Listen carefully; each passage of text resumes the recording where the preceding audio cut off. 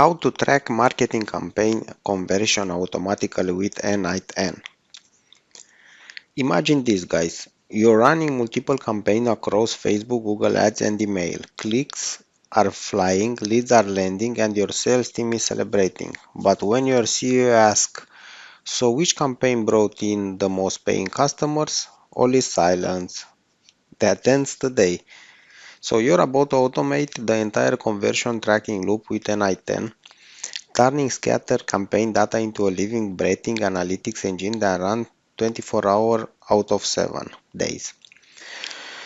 This automation will capture new leads from your ad platform, will store them in Google Sheets for tracking, will check for conversion in your CRM, the hotspot or pipe drive, will match conversion back to campaign and send live performance updates to Slack.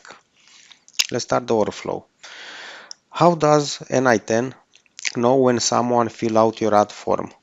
Through a webhook integrated into your ad platform. The webhook node new lead. So the path is new campaign lead. And the output will be the email, the name, the campaign, the ad platform, and the timestamp. Every new lead triggers the workflow instantly. After that, you have the Google Sheet, the log new lead. Where do you track each lead and its campaign? In the central Google Sheets. The data files from here will be the email, the name, the campaign, the ad platform, and the converted will be no, the timestamp. Every new lead is logged instantly, your real-time conversion ledger. Next node will be the HubSpot, the check conversion. How do you know if Sarah actually became a paying customer? We look her up in the CRM. So on this HubSpot node, the email will be JSON email and the output example will be the email, the life cycle stage, and the DL value. If the contact's life cycle stage is customer, the conversion is confirmed. How do you update Google Sheets once conversion is detected? With the smart logic from function, the mark conversion in the sheet. So this node ensures only pair customer get marked as converted.